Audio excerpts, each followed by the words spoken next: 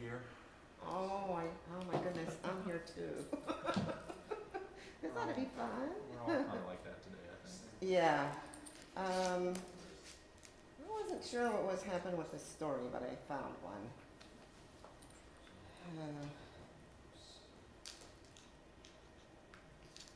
It's the one from Soul Matters. I'm sure whatever you have is fun.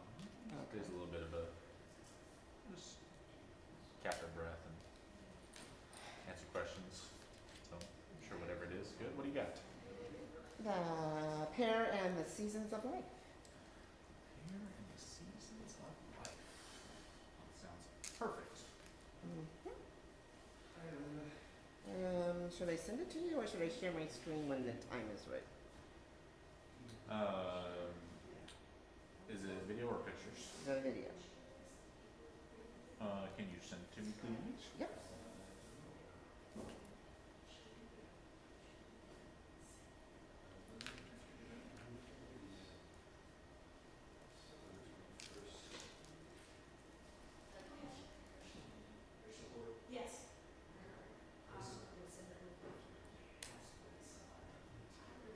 Here it comes.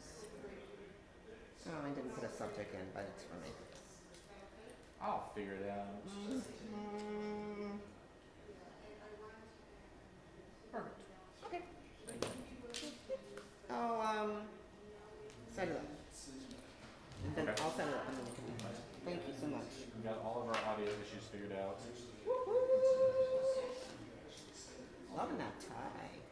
Thank you.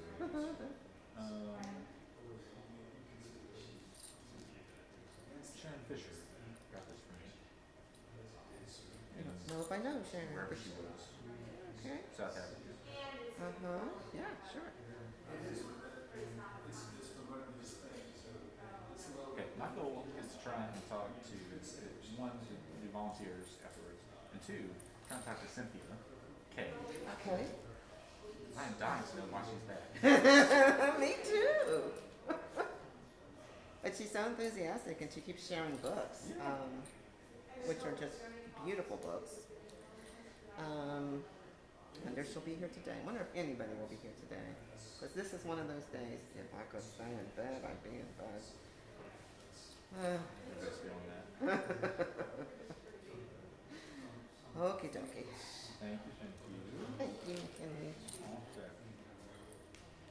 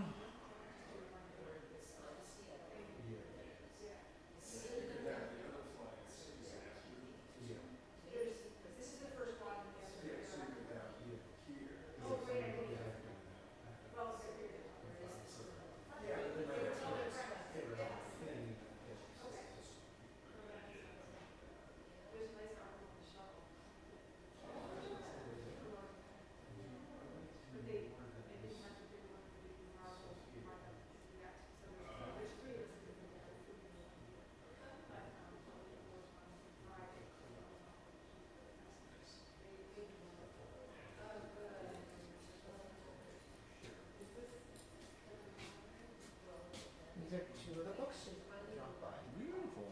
Yeah. That she wrote.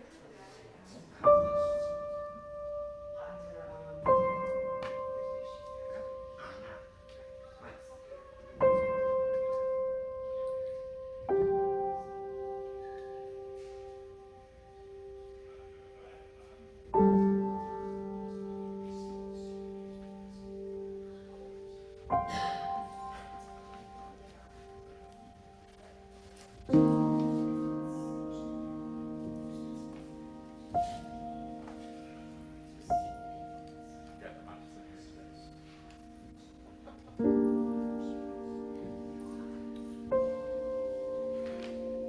I'm telling you, she's gonna get there someday.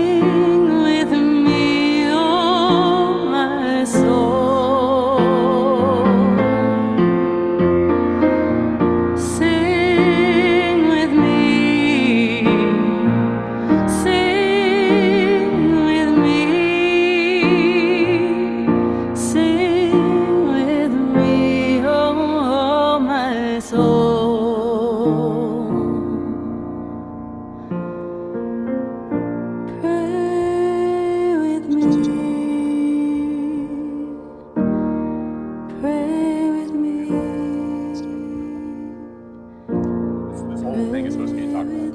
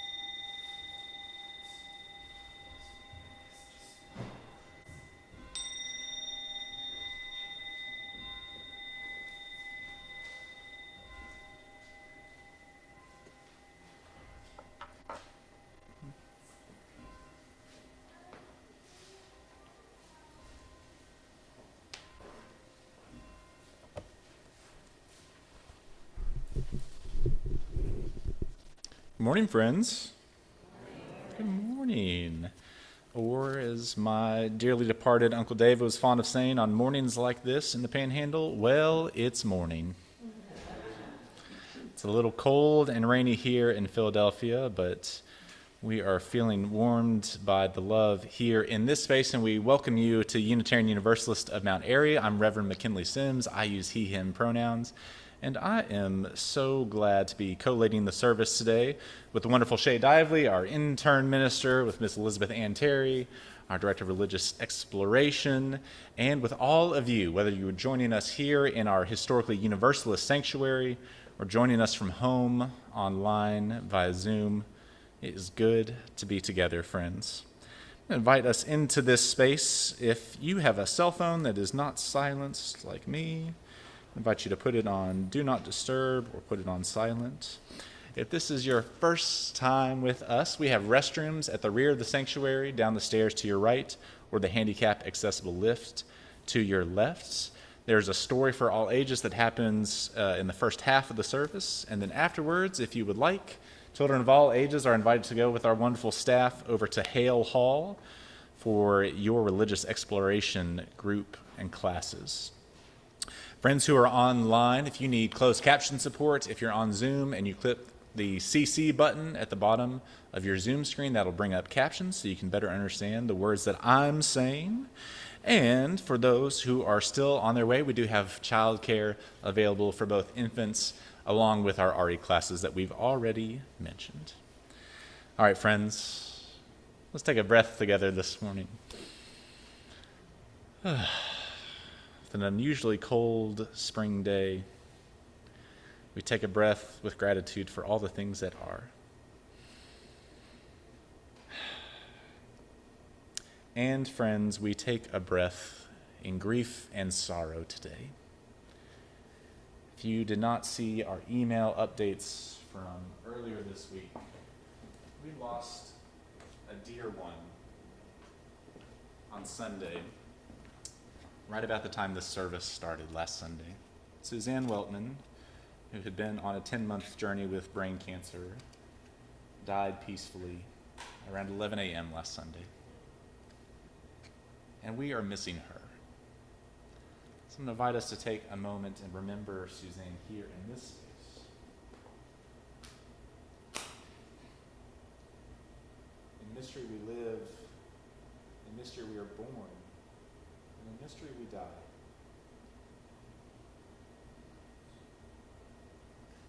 We remember Suzanne, a beloved member of this congregation, a beloved human member of this family, and one who poured out love to make the world more beloved.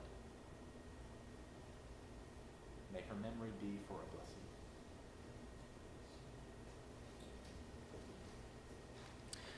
Details about memorial service are in the works.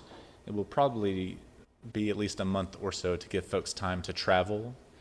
If you knew Suzanne, you know that she had family and friends all across this globe, and many as possible will want to gather in person to celebrate her life. So we will keep you updated. Thank you, friends. Let's move into our service. This is a Unitarian Universalist congregation, which means we are people of many differences, different faith traditions, different racial identities, different gender expressions and orientations, different ways of moving in and showing up in the world, and we are people of togetherness who come together to celebrate with gratitude, to work for justice and peace, to be the best people we can be. We invite you to bring all of your whole self into this space, all of your doubts and questions, all of your needs and wants, remembering that in this beloved community, you help make us us. Today's service is a little wonky, as I often say, and it is about this thing called Article 2 that we have spoken many times about if you've been coming here for a little bit. This is about theology, this is about bylaws of our denomination, but it's really a chance for us to ask questions and to make meaning out of who we are and what we say we hold dear. What are those values that help us hold together when there are so many differences within us? It's our final service on the Article 2 revisions to the UUA bylaws. It's the guiding value, pluralism. Pluralism, if you're not familiar with that word, it means there's lots of ways of doing things with respect for each other at the core. For me, that one is pretty easy to wrap my head around, and so I didn't think there would be a lot of questions simply about pluralism. So today's service in the middle, we're going to take some questions and give a little feedback and reflection on the whole of the UUA's bylaws revision process, which sounds kind of boring, but if you've been here before, we try to make it interesting.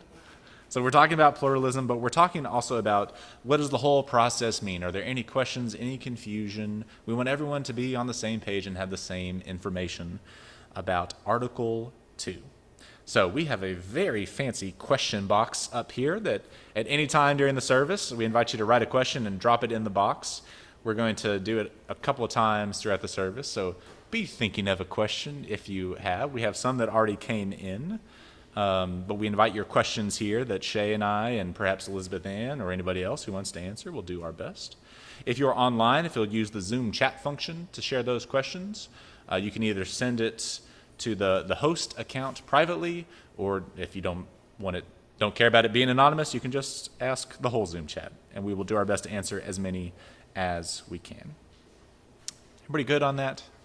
Okay, so we're going to be passing this question box around a couple of times throughout the service, so feel free to write any of those questions on these white note cards with the pens that are provided and drop it in the question box, and we will try to get to as many as we can.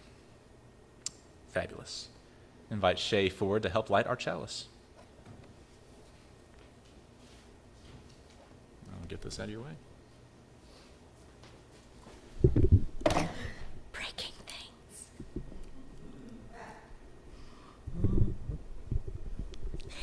In UU congregations, we light a chalice to celebrate our coming together in love, to mark the sacred space and time of our community, and invite spirit into our lives. We invite you to light a candle wherever you are today, and please read along with me if you feel moved to do so as we light our chalice with words from the final proposed revision for Article 2. These are the words used to describe our shared value of pluralism.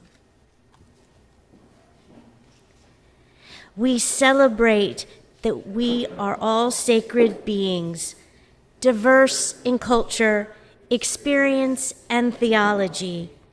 We covenant to learn from one another in our free and responsible search for truth and meaning.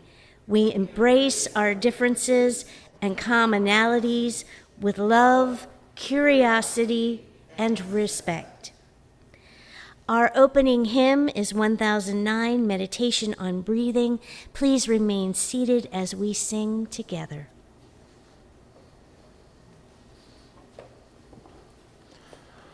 Many of us are familiar with this one. If you're not familiar, there are 3 parts. There's what I call the McKinley part, which is really easy, and you just say the words breathe in and breathe out, and it goes like this. Breathe in, breathe out. Can we try that? Breathe in, breathe out. You're so good. Breathe in, breathe out. So if you're like me and you need an easy part, that's your part. Live with that. Breathe in, breathe out. If you've got a little more talent,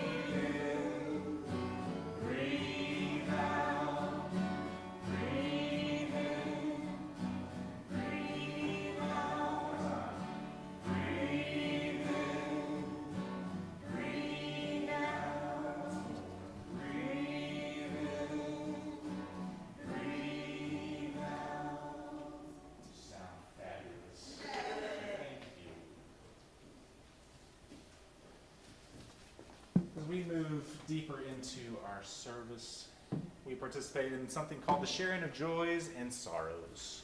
this is your first time with us, the ritual is fairly simple. Whether you are here in person or joining us online, we invite you to take a second to check in with yourself. What am I feeling? What am I holding? Sorry about that. This is our sharing of joys and sorrows. We invite you to check in with yourself and think about, what am I holding? What am I feeling today? What is something I might share with this community? What is something I need help navigating? A great joy or great sorrow can be any of these things. And if you're here in person, we invite you to come up by the side aisle, grab a stone from this basket here at the front. There's also one at the rear. Let that stone become infused with whatever it is you're holding, carrying, feeling, a prayer, a wish, a dream, a sorrow. I invite you to drop it into the bowl of water that symbolizes this community. And notice how the stones nestle against one another, how the ripples interact with one another, and know that you are being held by everyone here. If there is something that you would like to share, what you are feeling, I invite you to use this microphone. Speak right into it. Tell us who you are and what you're feeling. And be reminded that we are streaming live to the internet. So it's not just us in this room. So please don't say anything that you wouldn't want my mama to hear, for example, on the recording. We invite you to share as much or as little as you wish, to participate by coming up and dropping a stone or simply sitting there and listening. Come, whoever you are, the table of joys and sorrows is open.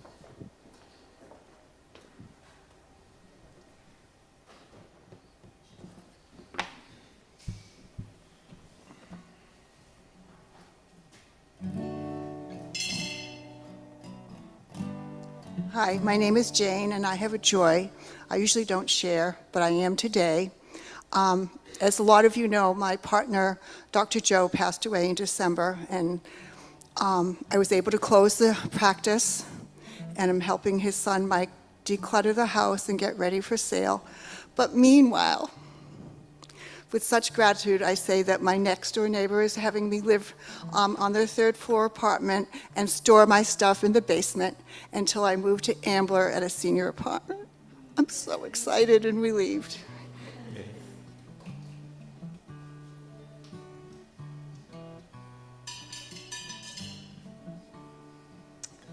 I'm Linda, and I'd just like to ask you to hold my nephew and his wife, Gabriella, in your hearts and prayers. She was hospitalized with preeclampsia last week. She's about 32 weeks into her pregnancy, and so we're hoping that she can make it at least another couple of weeks before they deliver the baby.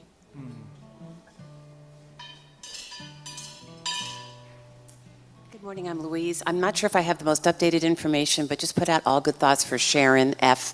She's going through some medical issues.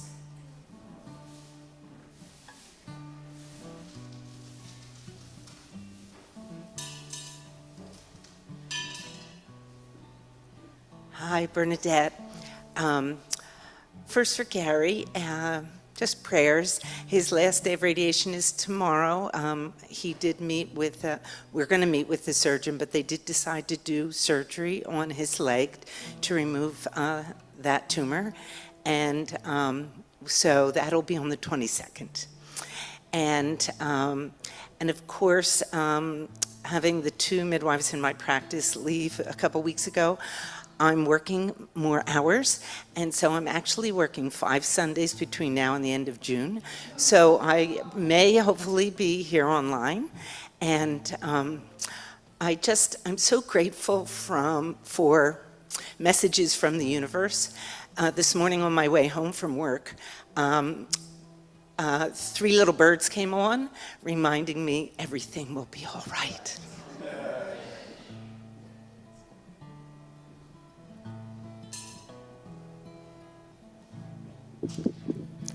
Hi, I'm Bruce. I have a joy. I did the tallying for the Folk Factory People's Choice voting from the last 4 open stages. And the winner was someone named Jamie the Optimist. Some of you may know him. And Jamie's going to Star Island before Memorial Day, so we're going to have the People's Choice concert on May 19th, just a couple weeks. So tell your friends, other great people, John Braxton, a peace protester that many of you may know, Wes Powers, Brian Johnson, and Karen Smith from here are all going to be part of that concert. So hope you can join us, and thank you.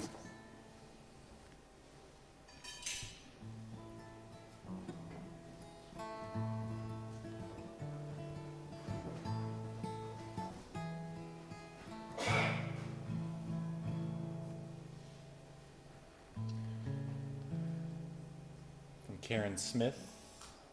From Karen Smith online, prayers for friend Michael Wills. Thank you, Karen.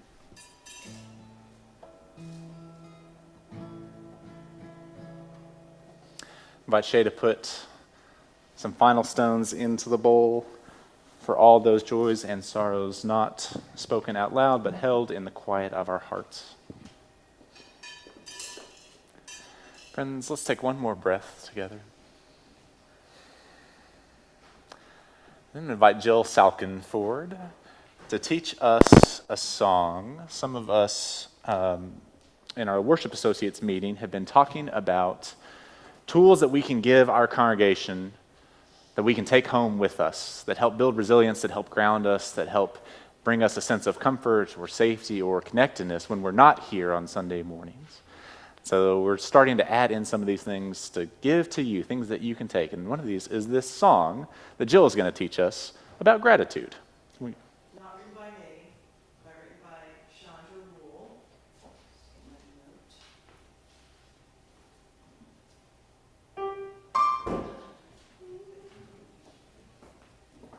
Okay, so I'll sing the first part, and then we can sing together. I'm so grateful. I'm so grateful. I'm sorry, I wrote this out too. I'm so grateful. I'm so grateful. I'm so grateful. I'm so grateful. Let me sing it one more time. I'm so grateful. I'm so grateful. I'm so grateful. I'm so grateful. I'm so grateful. I'm so grateful. And then the next part is.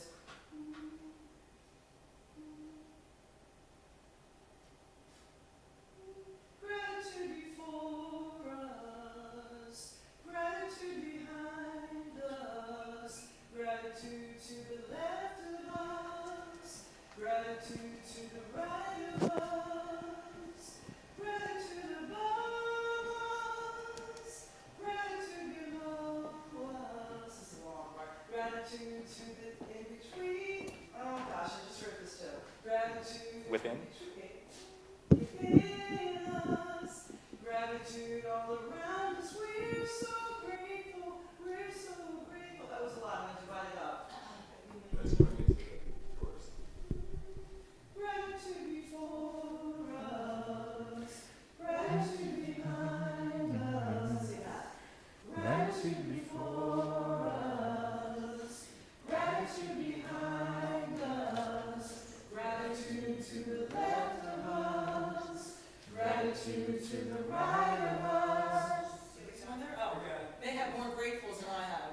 Gratitude before us, gratitude behind us, gratitude to the left of us, gratitude to the right of us, gratitude above us, gratitude below us, gratitude within us, gratitude all around us. I'm so grateful, we're so grateful. Okay, well, it may not match up, but I think you know it enough right now that we can try to sing it together. 1, 2, 3. I'm so grateful.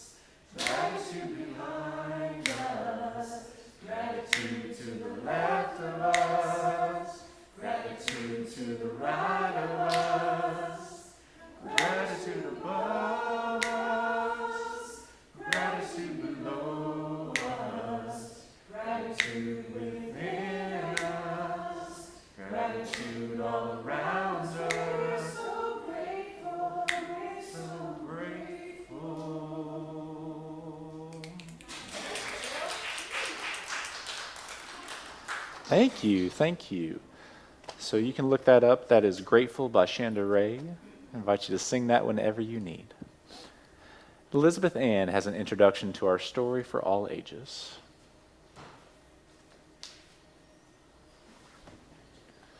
And make sure it's on, Elizabeth Ann. Can you hit the button on top? If I could see it, I'd be happy to hit the red button on top. Hi, I'm Elizabeth Ann Terry, your Director of Religious Exploration. I use she, her, hers, Elizabeth, that's pronouns, and so delighted to be here with y'all this morning. We are Unitarian Universalists, so we never just celebrate one thing. So it's also Asian Pacific Islanders Heritage Month. So I passed some things out that should be on the pews. Either it looks like this or like a big long sheet with names of people that we can identify beyond the guy who invented surfing. Yeah. So our story for today is a parable about a pear tree, but of course it's more than just a parable about a pear tree. It's about the life of the pear tree and seasons and helping us look at our perspective into issues, into people, into nature. It's all about your perspective as we come into celebrating pluralism. The pear tree.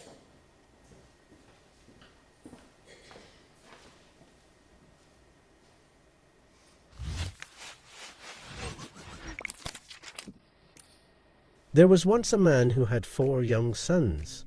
Wanting to teach them about the dangers of judging things too rapidly, he decided to send each of them on a journey, one after the other, to a distant pear tree.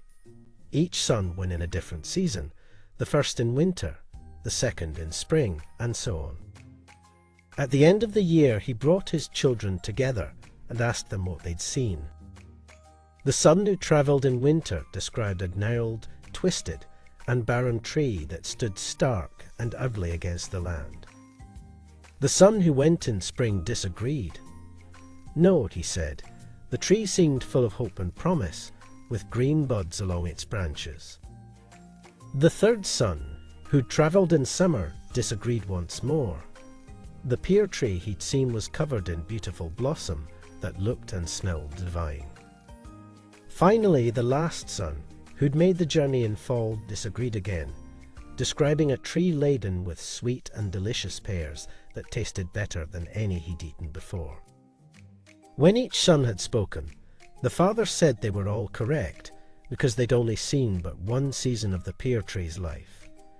He explained to his sons that it's foolish and impossible to judge something in this manner. The essence of something, whether it's a tree or their fellow man, can only be measured as a whole at the end of the year, having seen it in its fullness. To make your judgment in winter is to miss the promise of spring, the beauty of summer, and the fruit in fall. The moral of the story: refuse to judge yourself, life, or other people based upon a single mistake or challenging time. Refuse to let the pain of one season destroy the joy of those to come. In the end, if you liked the story, don't forget to like the video, subscribe to the channel, activate the bell, and wait for a new story every day.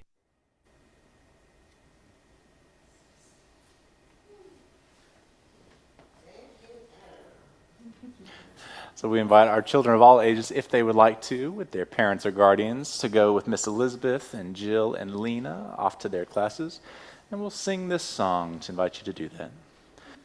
As you leave this space, know that you belong. Know that you are not alone. Know that you are loved. As you leave this space, know that you belong. Know that you are not alone.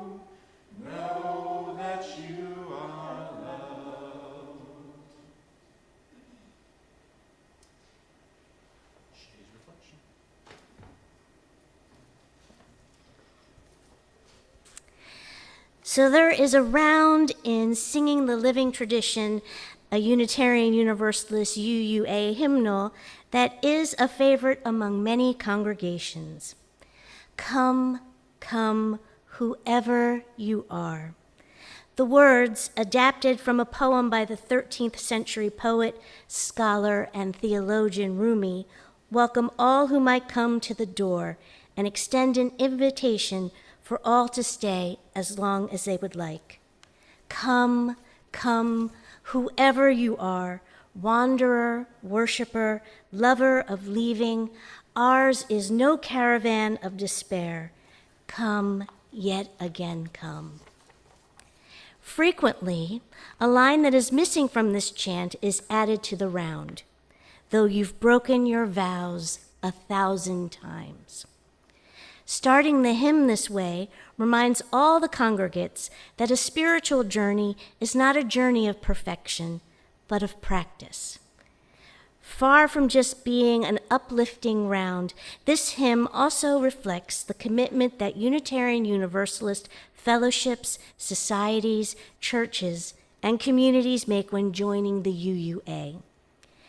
The association declares and affirms its special responsibility and that of its member congregations and organizations to promote the full participation of persons in all of its and their activities and in the full range of human endeavor without regard to racialized identity, ethnicity, gender expression, gender identity, sex, disability, affectional or sexual orientation, family and relationship structures, age, language, citizenship status, economic status, or national origin, and without requiring adherence to any particular interpretation of religion or to any particular religious belief or creed.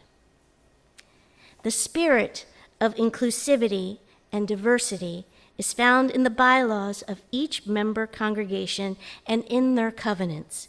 It inspires congregations' social justice work and the creation of beloved community. These words are part of the thesis, the Master Divinity Degree project that I submitted in December of 2017. The work, A Theology of Radical and Humble Kindness, had many seeds of inspiration. The numerous UUA appraisals that I studied over the years, the then recent exposure of UUA hiring practices, which led to the resignation of several leaders in the UUA, including the president, and revelations of UUs who were and are still experiencing marginalization and invisibility within our communities and tradition. The thesis aimed to explore how by approaching these issues intellectually, emotionally, and experientially, we may find ways to commune more deeply with one another during worship, and that the time together can be more transformational. As I wrote in the paper, we connect with each other by being seen and seeing, by being heard and hearing, by being witnessed in the moment that we share. While we are doing the intellectual work to transform how we are together, we must create safe space so that scars and wounds, healings and joys can be shared, and we may commune with one another. By knowing the people of our house of worship, we will know the soul of our house of worship. This is not always easy work. As sharers, it asks us to be personal while being private, not always revealing all of the details. To share as much as we are willing and able, the struggle of that effort being just as valuable as when words flow freely and effortlessly. As listeners, it asks us to remain open as possible, to keep our hearts open and our palms up. Our service at this moment is to bear witness to another's truth. And throughout this work, the voices, insight, and wisdom of siblings of color, siblings of the rainbow, and siblings of plurality, in this instance, religious pluralism, were lifted up.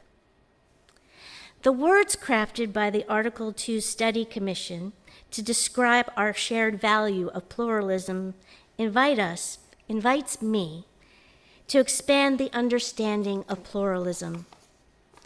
We celebrate that we are all sacred beings, diverse in culture, experience, and theology. We covenant to learn from one another in our free and responsible search for truth and meaning. And we embrace our differences and commonalities with love, curiosity, and respect. A theology of love at the center invites us to be humbly curious and to commune with one another in such a way that our minds do not become too full of thought. Thus, we can emotionally feel one another, energetically and rhythmically connecting with one another, enabling us to be more empathetic and vulnerable. Love at the center also encourages us to explore what safe space means to the community at large, inviting members of a church's dominant cultures to dismantle the centeredness that keeps them and their perspectives as the norms and marginalizes the siblings they say they love. Love at the center calls us to be the love we want to see in the world, in ourselves, in our families, in our circle of friends, our communities, our politics, and our engagement with the stranger. It calls us to champion equity and justice and to question that which harms the sanctity of life. It beckons us to build our self-awareness so that we may tend to and transform what limits ourselves and our ability to love. A theology of love at the center cries out for us to be all that it created us to be. May we be so bold and so courageous that we may answer the cry with our hearts open and our palms up. Amen.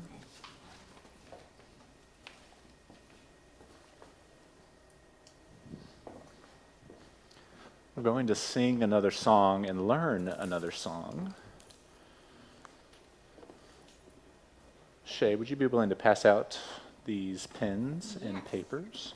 While we're learning and singing this song, if Shay sparks something for you that you would like to ask a question about, or if you have other general questions about the bylaws revision of the UUA. So again, if you're new, this is a process that's been going on for some time.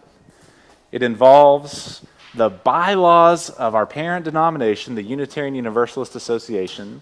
Part of that is called Article 2. It's where the theological language is stored. What currently rests in Article 2 are the sources of Unitarian Universalism and the 7 principles of Unitarian Universalism. This congregation has adopted an 8th principle that you can see around the walls, but not every congregation has done that. And part of the bylaws revision is to include updated language of how we describe ourselves to others. When someone asks, what is Unitarian Universalism? What do y'all do? What do y'all believe? How do you act? It's nice to have a simpler way to explain it than having to go all the way back to the Protestant Reformation in 1491. So that's what this process is about. These proposed values that try to explain what UUs hold in common, that we are people of difference and people of togetherness.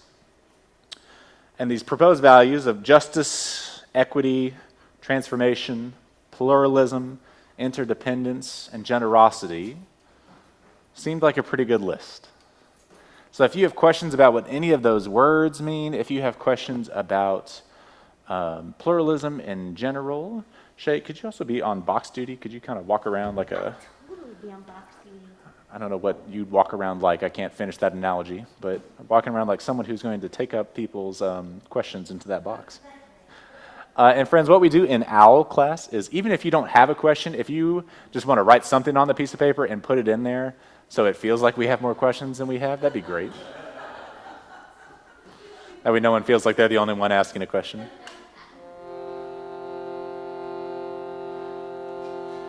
Okay, this is a song called I Release Control by Alexa Sunshine Rose. The words are on the screen. Very simple. I release control and surrender to the flow of love that will heal me. This is a Shruti box. It's going to give us a little tone here.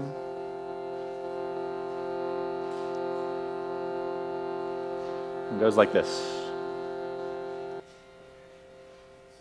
I release control. Can we try that together?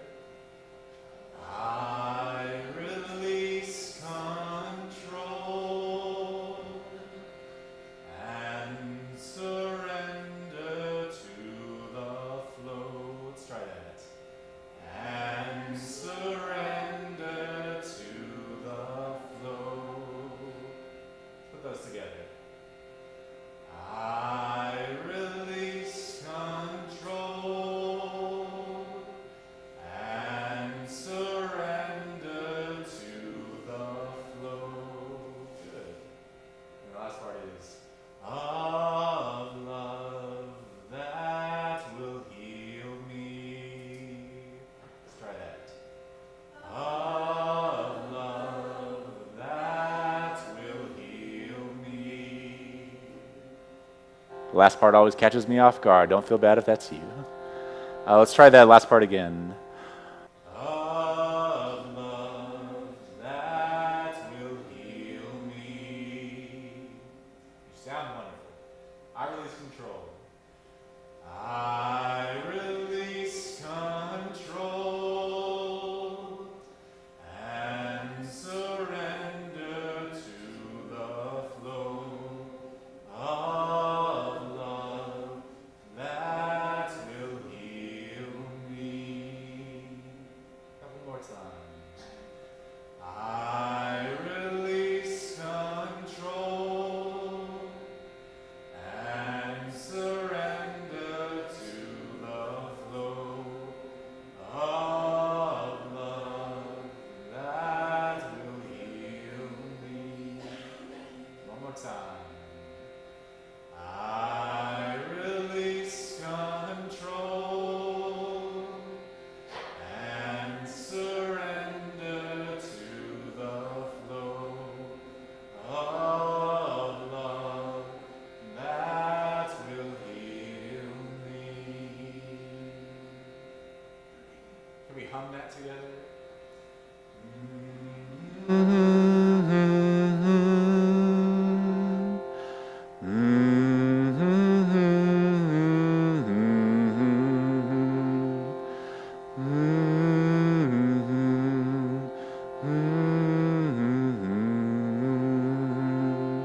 Humming one more time.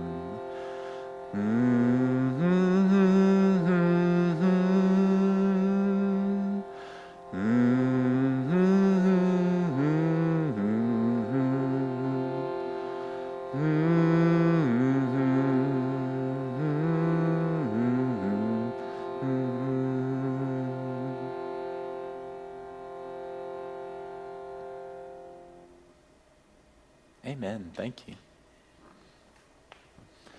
Again, that's called I Release Control by Alexa Sunshine Rose. All right, friends. We're going to take a peek into this question box. And while we do that, we're also going to take a second and answer some of the questions that came in via email. So, hey, Shay, I need you to answer some of these too. Hang on now. I can't do all these by myself.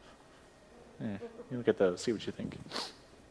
So one of the first questions was, again, just a general question. What is Article 2, which we've talked about, and I hope that you have heard us talk about. There have been 6 services on these values. But again, this is a bylaws procedure, but it's also about helping us define and explain what is Unitarian Universalism. And when you say you go to a UU congregation, what does that mean? How do we give someone an elevator pitch is often how we talk about it. But it's also like a simple way of remembering who we are, who we say we are, and what we're committed to. And these guiding values of justice, equity, transformation, pluralism, interdependence, generosity, that can be a really handy way to do so. Okay? So Article 2 is, again, this place in the bylaws. It's going to be voted on at the General Assembly in June. That is all online. General Assembly is the gathering of UUs across North America. It was voted on preliminarily last year, has to be voted on again this year before it becomes the law, right? And it has received mostly positive reviews, but kind of mixed reviews as well. There's been a lot of revisions that have gone into it, and the folks who have been shepherding that process, I think, have done their best to really include as much of that feedback as possible. So part of that was doing services like this throughout this congregational year and inviting continued feedback. So that's what Article 2 is. When we talk about Article 2, it's bylaws, which is not fun, but it's theology, which I think is very fun. A question was, what does this change for us if this passes? What's going to change, like, about the way we do things? And in my estimation, Shay, you might have a different answer. Nothing, really, right? It's a different way of explaining ourselves to the outside world. It's a helpful reminder. It will probably change the way we do religious education. There will probably be new songs and movements and stuff that kids learn about guiding values. Hopefully, it will change the way that other congregations do work in the world. Hopefully, it will lead to a deeper commitment to justice, specifically racial justice. Hopefully, it will lead to folks engaging more theologically with themselves and with each other. Because we don't often talk about theology. That's a word that can be uncomfortable for some of us. But as far as like what it changes about us, like, I don't anticipate us taking down these lovely 8 principle artwork around our sanctuary. I guess we could do that. So for me, it does not change very much. Shay, do you want to turn that microphone on and add anything? No, it's not you. It's the batteries, unfortunately. This one will work, though. However, it could be me. I've been known to make electronic gadgets do really weird things. Why, thank you, Bernadette. Lightning. Oh, it didn't happen this time. No, I don't think it's going to change much of how we are and be and do. I think what it provides is, like you said, a way to start to think about things theologically. So what does it mean when we say we are a people who center love, where love is the center? What does that mean when we then put it through the lenses of these 7 values? That can then provide opportunity for conversation amongst one another, and then out in the world where people use other things to express their theology. Okay, what happens if the Article 2 revision does not pass at General Assembly? Wow, what a great question. I have no idea. I assume they will go back to the drawing board and try again after more revision. I truly don't know. I fully expect it to pass, to be quite honest with you, given the voting that happened last year and the margins of voting. I think it'll pass, and I think with the revision process that has been going on so far, I think folks feel mostly complete. At least that's the sense amongst the people that I run with. Anything to add? No, that's basically what I've heard as well. Yeah. Also, the time when when we worked on changing things and it didn't happen, it was rejected a little earlier. Did you want to add something, Bruce? I'm trying to bring you a microphone. But... Just in 2015, there was another proposal for a change that did not pass, so nothing happened at that time, just continued. We would continue with the 7 principles and those who've passed an 8th principle. So, Thanks.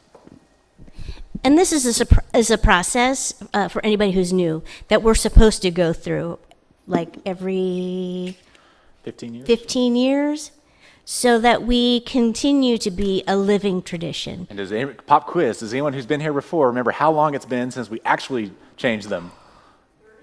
40! 40 years. It's older than one of us. I won't tell you which one. What was controversial, complicated about the revision beyond just the difficulty of making any changes?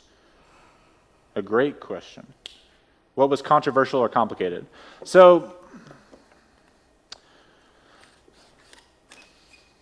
the largest controversy, complication, was about our commitment to racial justice, about how central racial justice should be in these bylaws, and about how we go about doing racial justice, especially focusing on a systemic nature of oppression and racism rather than like interpersonal racism. Some folks felt very comfortable challenging the racism of other people, specifically politicians of a certain kind, and were less comfortable, committed, educated perhaps, on the systemic nature of racism and how all of us could be complicit in that, regardless of whether we are actively joining Proud Boys marches or voting in a certain way, that we all might have some responsibility. And that idea of responsibility to help dismantle systems of oppression, that seems to be the sticking point for some folks. So it's kind of a philosophical difference. They're both commitments to racial justice, but it's a question about what is the most effective way, what is the way that most espouses our values. So I would say that was the biggest complication. Other than when you get 3 Unitarian Universalists into the same room, you have 5 opinions on anything. So trying to get 200,000 people to agree on something is absolutely terrifying. I think it also asks those of us who have been in positions of privilege to relinquish some of that control. And some people think, I think that they feel that they'll have no value once that happens. Well, then what's my identity if I'm not at the top? Instead of going, what a wonderful thing that we have more diversity, more voices, more life experiences, more cultural experiences that are coming in to help us make decisions about who we want to be in the world. Mm-hmm. Yeah. You want to do one? Sure. I'd like some clarity. Are the 7 values, are we working on the 8 principles or replacing them?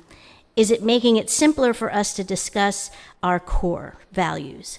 Thank you. That's a great question. Yeah. Do you want to take that one? I'll swing at that. So for myself, and I know with the group that was together when we were looking at things, we were making sure that we could see how the 7 values reflected the 8 principles that we have. And there's some areas where you can go, oh, that's that, and that's that, and that's that. And there's some places where you can go, oh, there's a different lens that's looking at this now. The words that were chosen were very specific in terms of how they might be experienced by other people. And often those of us who are in a place of privilege don't need to think about the words that we're using in the way that other people experience them. So I think they're all still there.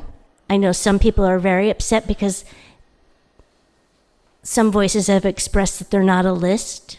And so since they're not seen in a list, they think that they're gone. They're not gone. They've evolved. Mm-hmm. Yeah. Yeah. Cosign. I think you can see very clearly in the new proposed value language that's if you search UUA Article 2 in your favorite search engine, you get a wealth of information on all of this.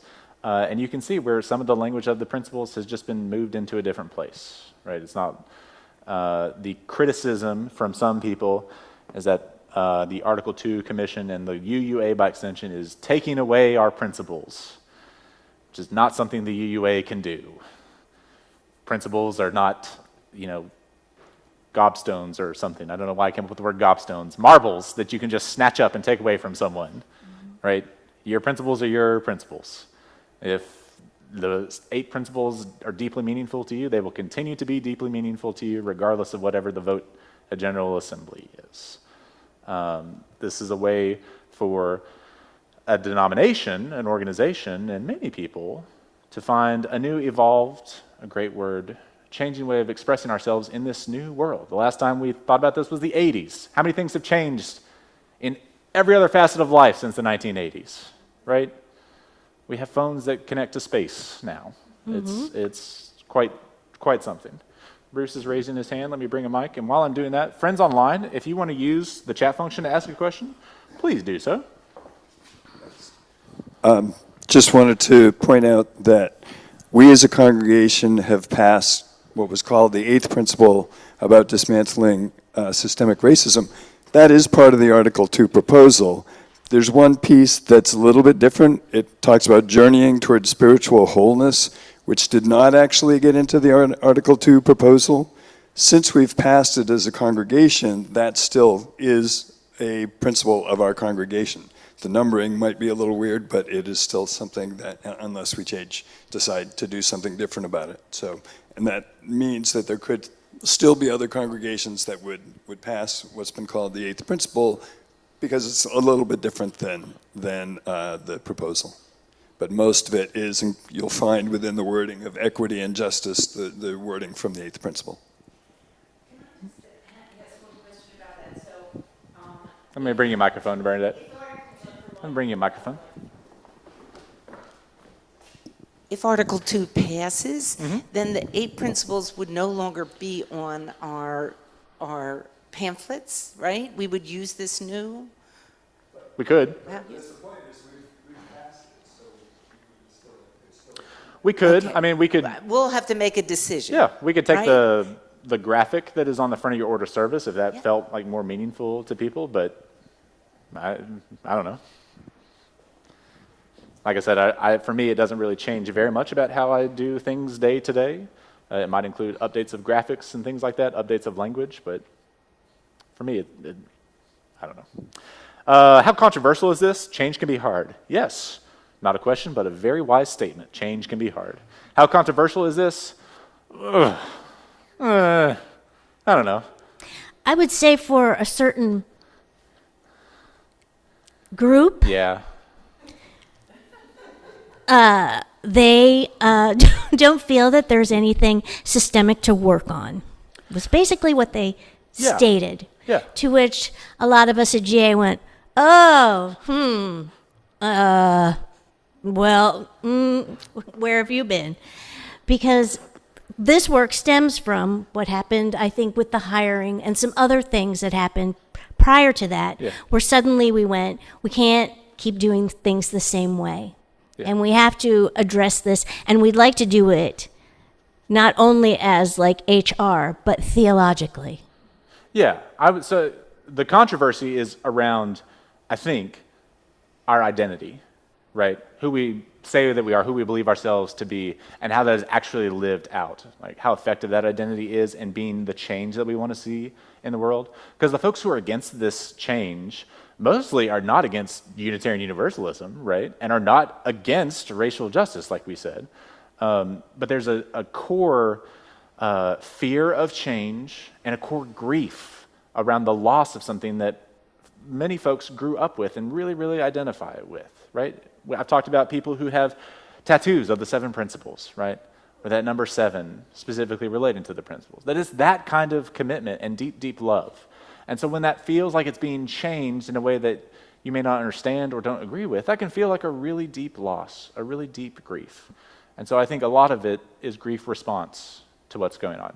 Is that controversial? No, not necessarily, but that doesn't mean that it's not a lot of emotion connected to it. I have one. Go for it. When we had 7 principles as our main text to share with others, there was a kid version with simpler words. Is there a kid version of the new text graphic? Those are big words. Yeah. There are. That's what I thought. And in fact, a lot of religious educators have already started putting this into practice. They've come up with new songs, new dances. We talked about the acronym JETPIG that helps you remember the 6 values outside of love at the center. There are Jet Pig mascots. There are Jet Pig logos, songs. Yes, the ARI folks are all over it. And we should give them props because they were also the first to start putting stuff together for congregations to use to help have these discussions. Correct. I had one very quickly, and when we wrap up here, Shay, these are great questions. So very simply, pluralism was how do you explain pluralism to toddlers? What I would tell my toddlers is that there are lots of ways of doing things that are the right way of doing things, right? That there's not just one right way to do things. That depending on who we are, how we grow up, how we move in the world, there could be lots of ways to be and not just one right way. That's how I explain pluralism. And I think I would add that they all have, like, as long as they're healthy, I'm going to put that disclaimer out there, Yeah. healthy pluralism, that they all have equity. One is not more important than another. Beautiful. There are so many ideas of what transformation means. Please talk about that. We could do a whole service on that, Shay. I really think of it sort of as being going from a lovely caterpillar to a butterfly. And there are many stages within that transformation where change occurs, but also, I love that the fact, okay, not to be too graphic, but like as the caterpillar turns into a butterfly, the butterfly actually eats the caterpillar. Yeah. So it's not like this loss in a way, but it's like this change that occurs that enables what used to crawl to fly. The original word for transformation in the earliest iterations of the new Article 2 language was evolution, actually. And some folks really like that because it talks about our scientific, rational, humanist roots. But they changed it to transformation because transformation requires intention and courage and choice. Evolution is something that happens. You can't change, you can't get away from it. But the transformation is more of like a spiritual commitment to change, which I found very meaningful. I have one last one, but Uno mas. I think it might be good for a service. Okay.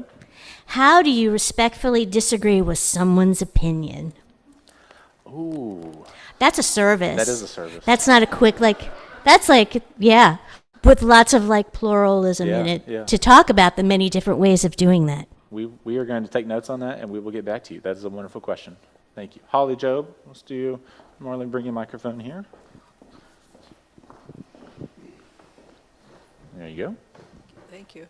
I asked a transformation question, and I really was, wondering about how that would look from a personal transformation and a congregational transformation.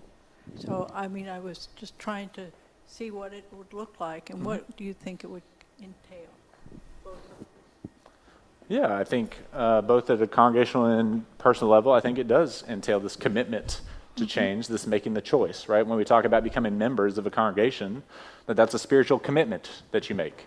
That it's not just about signing your name in the book, although that's the physical nature of it. That's physically what changes. But there's a spiritual dimension to that too. And I hope that all of us have experienced some kind of transformation since the first time we walked through these doors. I hope that we recognize we are different people, that we have learned and grown and changed. I know I certainly have. I know our physical space has changed in some ways. The people who are sitting in the pews, the kinds of people who sit in our pews has changed. So I think that is something that we try to embrace. And that doesn't mean that there's not grief or feelings of loss around it, because we lose people too. That is also part of transformation. That we are always becoming and sometimes unbecoming.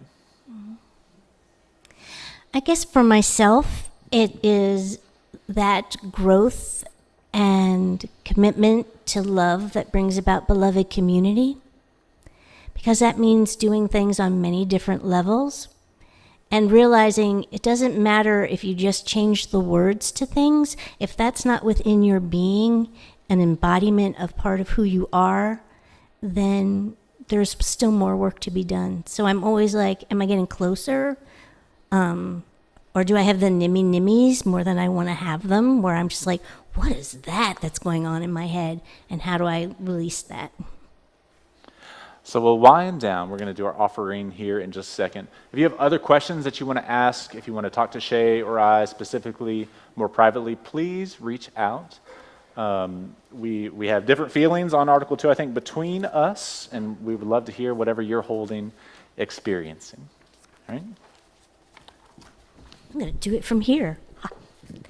Now is the time when we take up our offering of financial resources for the good of this community. Ushers, please go ahead and start passing the plates here in the sanctuary. If this is your first time with us, there is no expectation that you give anything other than a yellow, white, or pink contact form, because they come in all colors now, or letting us know how you found us and how we can support you. We know there are many ways to give back to this congregation, and we encourage you to find a way that works for you. For giving of financial support, your money or checks put in the plate will be used to fund the ministries of this church. And any pocket change or other money that you designate for Change, online or by putting them in the white envelopes in the pews, will be sent to this month's selected Change for Change organization in Cobra, Philadelphia. More info is on your screen about how to give, and the offering will now be gratefully accepted.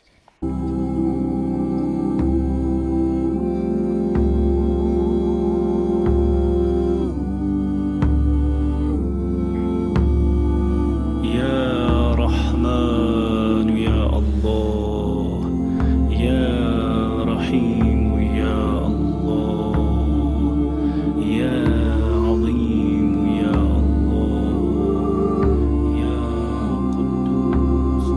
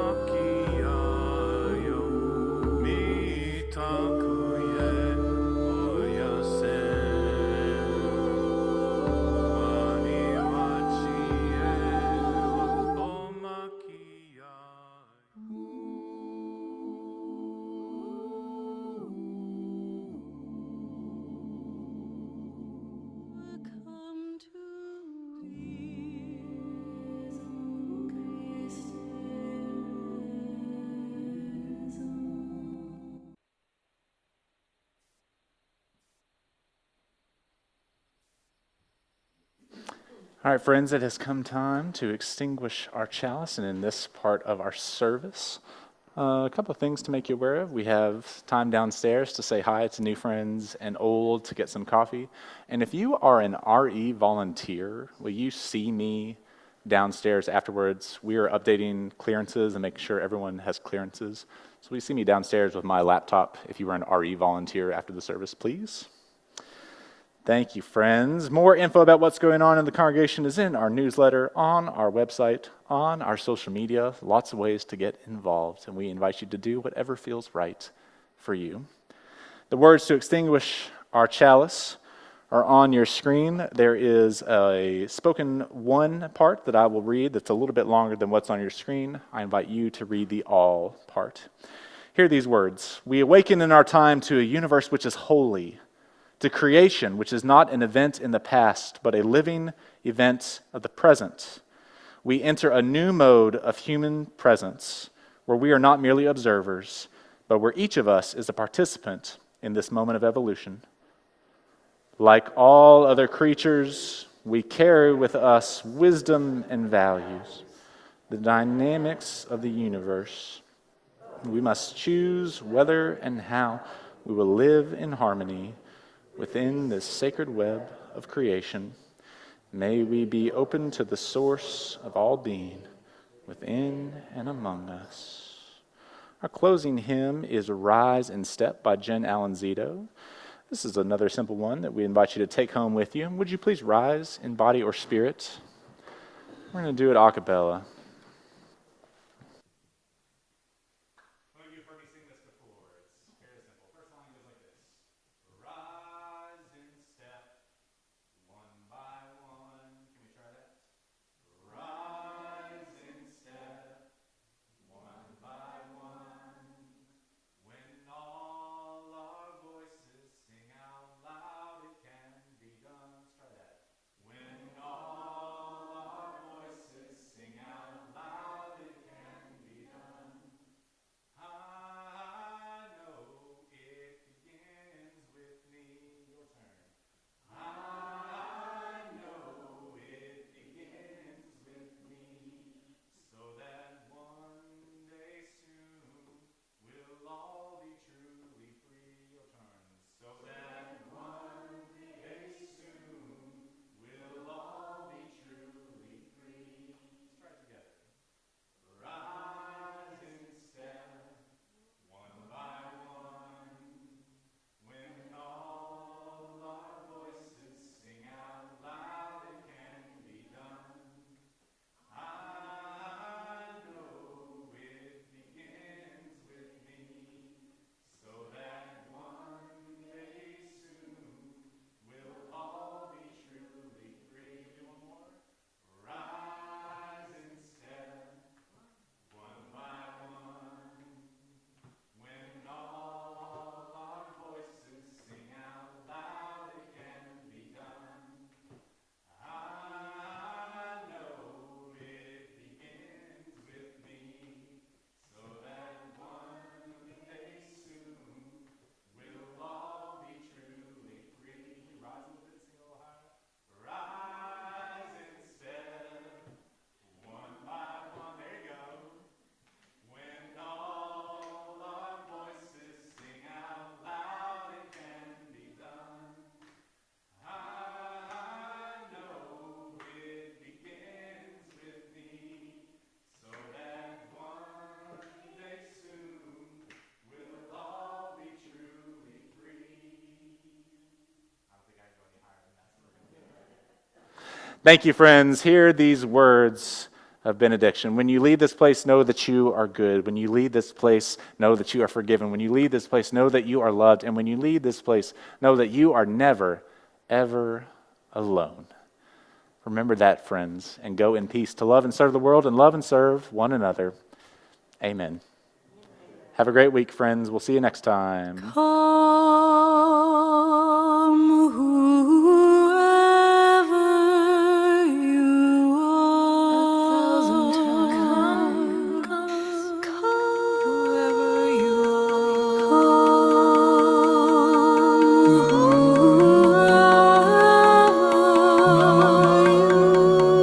You've broken your vows 1,000 times. Whoever you are.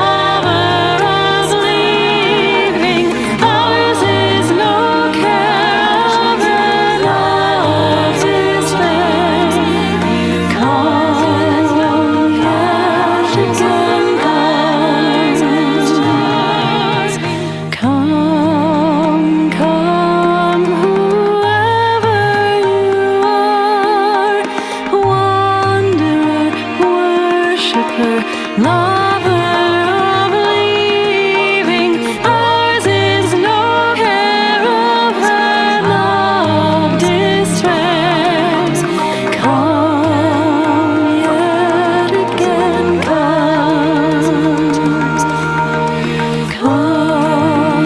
come, whoever you are, wanderer, worshipper, lover of leaving. Ours is no caravan of despair. Come, whoever you are, leaving. Ours is no caravan of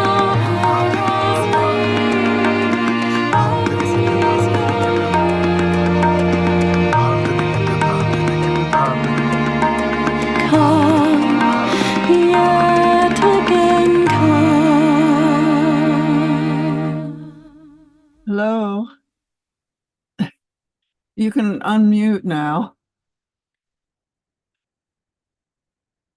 Could anybody answer my question about having something to remind old people like me that can't remember words right away? You know, if somebody says, can you describe Unitarian Universalism? I would love to be wearing a shirt or a hat or something, or maybe a tote bag that has that on it, has the diagram on it, the love diagram and the words. Does anybody know of anything like that? Does UUA have it? Probably not yet because it hasn't been finalized, but I'm just, eager to get something like that. Yeah, that would be good. Yeah, I mean, I can't really, I can remember the words. They come to me after a while. But Yeah. anyway, now if you hear this, sounds like a bird chirping in the background. I was up all night and I'm very sleepy and I'm probably not going to stay very long because of hearing this all night long. And I put together these earplugs and they worked a little bit. That you heard it probably. I don't know if you did or didn't, but if you did, that's what I've been hearing about every minute or so. Oh my. I know, and Ugh. it isn't fun. That was all night long last night. All day, it'll be all day long today, and all night long tonight. And before anybody in the team of the people who own this building right now can do anything. But we are getting new owners this month. So hopefully they will be able to, they're going to go through the whole HVAC system and this kind of system. And what really irks me is that all of these, I don't know what you call them, sirens of sort, were supposed to have been taken off of batteries and put into a central system. They came in and supposedly did that a few months ago in my apartment. And they did that in other people's apartments. I don't know what happened to them, but evidently it didn't work here. You heard that again? Were you able to hear that, Ron? No. No, you weren't. Okay, it's just not that loud, but it's loud enough, and it sounds like a bird chirping, a loud bird. Yeah. To me. But anyway, so if you're going down there and seeing people, just tell them I am very tired. I'm probably going to go back to bed. Okay. I'm rereading Huck Finn, which is a joy. But I think I'd rather just try to get some sleep during the day if I can. So I'm going to leave. And thank you. And I don't think there's anything particular going on today. So I I'm just sorry I couldn't make it, but I wonder, is the board meeting today? You well, wouldn't- I'm not on the board, so I don't look to that. It might be, but I don't know what we've got here, if there's anything. Well, I'm concerned about getting the bylaws. If there's going to be bylaw discussions, we need to have it I proposed. think those have been going on. There was one Thursday night, I believe, Thursday right after our vigil. Oh, yeah? I think at 7. It wasn't announced, I don't think. I don't know, but I don't know whether it was or it wasn't. Well, they You need, can check with Fern because she attended it. okay, Okay, thank you. do that. I'm going. Okay. Have a good nap. Oh, man. Harold, are you still there?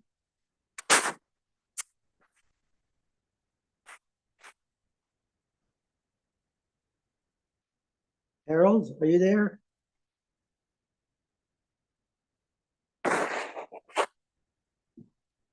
Oh, God.